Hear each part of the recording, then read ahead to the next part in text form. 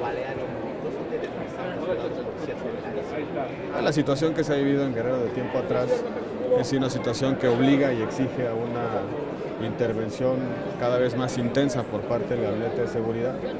Me imagino que el Gabinete de Seguridad está revisando los acontecimientos, fortaleciendo las estrategias. Hay que colaborar con el gobierno del estado para estabilizar la situación.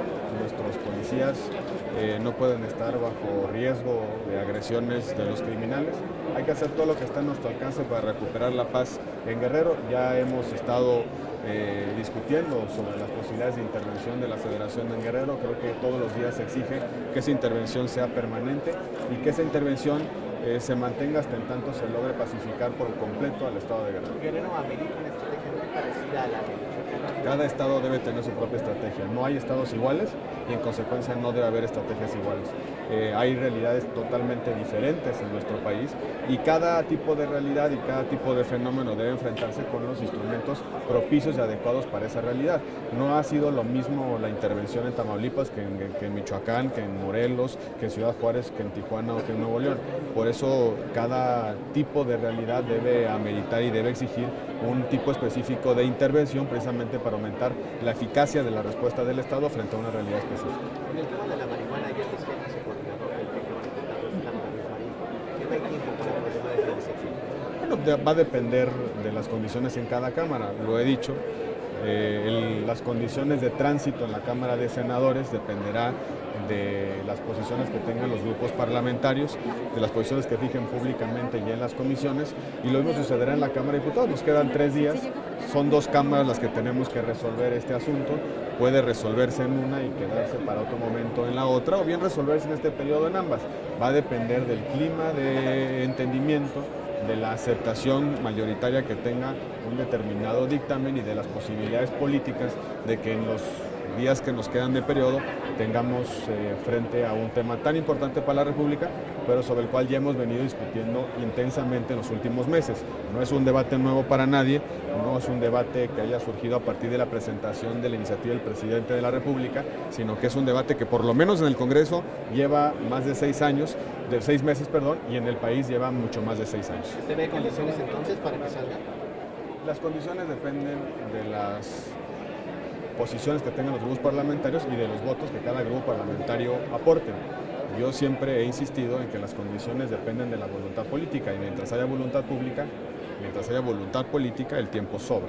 El doctor Narro vino a exponer las características de la iniciativa, a platicar con el grupo parlamentario del PAN sobre en qué consiste, sobre cuáles son sus orientaciones, por qué 28 gramos y no otro gramaje, por qué este modelo de regulación y no otro. Ha tenido un diálogo abierto y franco con el grupo parlamentario del PAN, se le han formulado algunas preguntas, las ha respondido y el grupo parlamentario se quedó en la intención de hacer una valoración específica sobre esta iniciativa, sobre lo que ha significado el debate en el Senado de la República y mantendrá su posición para fijarse en los próximos días, ya de cara, si es que se abren las comisiones a dictaminación o bien para fijarla públicamente. ¿Por qué 28 gramos? No se corre el riesgo, senador, no se corre el riesgo de que esta ley pueda quedarse atorada por la cuestión de que el Estado no quiera entrar a la regulación de la venta. Yo quiero pensar que podemos avanzar regulatoriamente un paso en el área medicinal y en la despenalización del consumo y después seguir discutiendo otros temas. Este tema tan complejo amerita una estrategia de aproximaciones sucesivas quizá, que es más fácil resolver un tema tan complejo como este a través de acercamientos graduales. Lo importante es darle una respuesta al país porque todos los días que pasa el problema se agrava y estamos frente a la inminencia de que en California y en Arizona se legalice el consumo y eso va a provocar dificultades en nuestro país. Sobre los 28 gramos la respuesta es muy sencilla, es el estándar internacional. Señor, ¿qué pasa con desaparición forzada y tortura? Porque el PRI pidió que se detuviera la discusión. Están haciendo revisiones sobre contenidos, están platicando con las comisiones, he tenido contacto con el presidente de la Comisión de Justicia y me dice que abrieron un espacio para analizar preocupaciones de la bancada del PRI, del propio gobierno, que se van a despejar en las próximas horas. Están haciendo ajustes, todas las piezas legislativas tienen evoluciones a lo largo del tiempo, surgen preocupaciones, no hay ninguna pieza legislativa cerrada hasta que ya se aprueba definitivamente en el Pleno. En consecuencia, estamos en el proceso natural de maduración de contenidos, donde surgen dudas, donde surgen algunas incógnitas, donde surge la necesidad de precisiones sobre los contenidos, y es lo que está pasando tanto en desaparición forzada como en tortura. Son dos de los temas que están en la lógica, en la secuencia de salida en este periodo de sesiones. Ya se han pronunciado las comisiones, están a punto pues de concluir su análisis dentro de las comisiones, y yo creo que habrá buenas condiciones en las próximas horas para poder llevar estos asuntos a resolución del Pleno. ¿Y Pleno. anticorrupción? Ustedes conocen el estado que guarda esa discusión. Se mantiene la discusión todavía procedimental sobre la base del documento, se está en espera de algún nuevo planteamiento por parte de las comisiones dictaminadoras, pero hasta este momento no ha habido ninguna variación sobre las posiciones originales. El problema de fondo en este momento es cuál documento sirve de base para discutir en comisiones este tema. Ojalá que ese tema se resuelva pronto.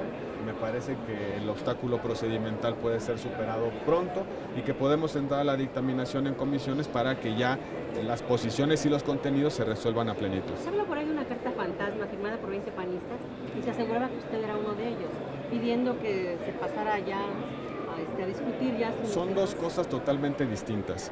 Una cosa es el análisis jurídico que se compartió entre compañeros del grupo parlamentario con respecto a algunos contenidos del último proyecto que se circuló en las comisiones, donde se propone que se analicen esos temas sin ningún tipo de conclusión con respecto a de qué manera resolverlo. Y otro es el documento en el cual se pedía que agilizáramos un procedimiento y que no se quedara detenido la dictaminación en las mesas anteriores que no estaban avanzando. Son dos documentos totalmente distintos. Yo apoyo la idea de que encontremos una solución procedimental para continuar con la discusión, la deliberación, y que podamos encontrar los consensos sobre los contenidos, que no quedemos atrapados en una discusión que no se ha podido superar sobre cuál es la base del documento. Yo creo que con ejercicios de política se puede sortear ese obstáculo y encontrar una solución a el atorón que tiene la ley de las leyes anticorrupción, precisamente por este debate procedimental. ¿Usted comparte esa preocupación por vicios de anticonstitucionalidad en algunos de los planteamientos de ley 3 de 3? Yo comparto que hay algunas cosas que se deben revisar. Y ¿Cuáles? se deben revisar, por ejemplo, los alcances de intervenciones telefónicas, se deben revisar los alcances específicos de las facultades que tiene el Tribunal Fiscal, también cómo se confeccionan los tipos administrativos y los tipos penales. Si los tipos administrativos y los tipos penales son exactamente los mismos, no va a haber diferencia alguna entre la órbita administrativa y la órbita penal. Son temas de reflexión, estamos en una discusión política parlamentaria. En el régimen de recompensas creo que tenemos que revisar lo que ya existe. Hay un conjunto de instrumentales en materia penal que se pueden utilizar, testigos colaboradores, en fin, un sinnúmero de instrumentos de carácter penal que también forman parte del sistema porque hay un componente penal en el sistema. Lo que hemos planteado algunos es que tenemos que revisar de fondo los contenidos, que no basta con decir apoyamos indiscriminadamente, acríticamente un determinado documento o no, sino que entremos a el detalle y al análisis de idoneidad y de conveniencia de cada contenido en lo particular. Esto no es una discusión suma cero, es una construcción de una política pública para resolver el problema de corrupción prevaleciente en nuestro país, para prevenir y sancionar eficazmente la Y el corrupción. disenso por las declaraciones por la protección de datos de la declaración patrimonial. Hay un planteamiento de una postura mayor, que todas las personas que reciban recursos públicos presenten declaraciones conocidas como 3 de 3. También hay una preocupación sobre si se puede alcanzar el 4º grado. Yo tengo poca relación con mis primos hermanos. No les voy a pedir que me den la integración de su patrimonio para llenar mi declaración patrimonial. A lo mejor estamos en una lógica donde la razonabilidad puede ser ajustada. un tío, el hermano de mi mamá me va a decir que por qué pretendo, si él no se dedica a la política, si no tiene nada que ver con la política y no le hablo ni el día de su cumpleaños, por qué su patrimonio va a estar expuesto en razón de mi actividad o de mi oficio. Son cosas que tenemos que discutir con razonabilidad, con una discusión seria sobre el fondo. Hay otro planteamiento que dice que solo los servidores públicos presenten declaraciones o quienes también administran recursos y fondos públicos. Yo creo que también hay un argumento que debe ser tomado en cuenta, pero haciendo política, no en juegos de suma cero. O estás conmigo o estás contra mí, sino construyendo política pública desde la política. Para usted como abogado,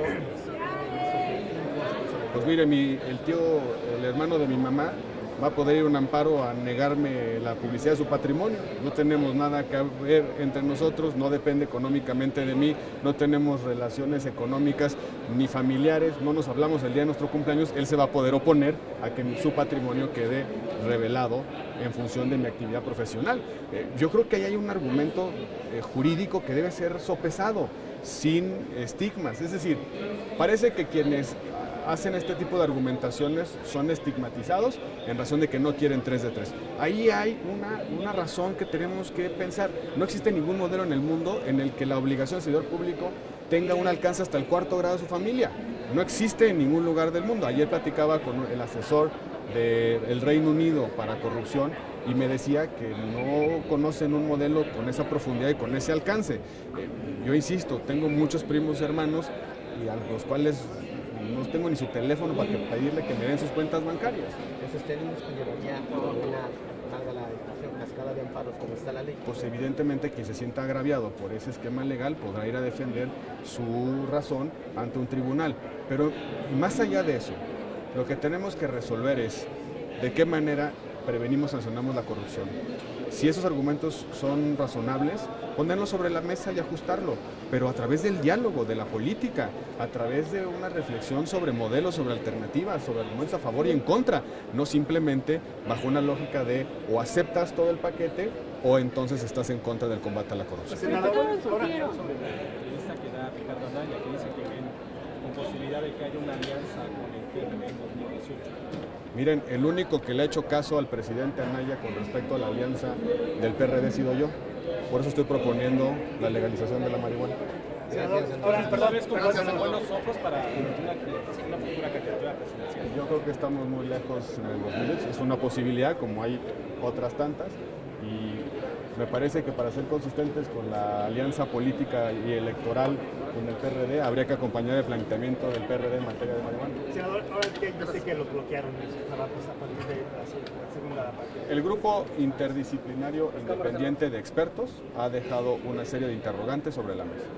Unas interrogantes que debe responder, a las que debe responder la PGR, y una serie de planteamientos a los que las instituciones del Estado mexicano deben darle seguimiento. Destacadamente el Congreso de la Unión, en 2 dimensiones. Para ejercer nuestro control parlamentario con respecto a la investigación de Ayotzinapa y también para confeccionar mejores instituciones. Detrás del informe del grupo de expertos independientes hay un llamado a confeccionar mejores instituciones, a resolver problemas institucionales y a arreglar instituciones.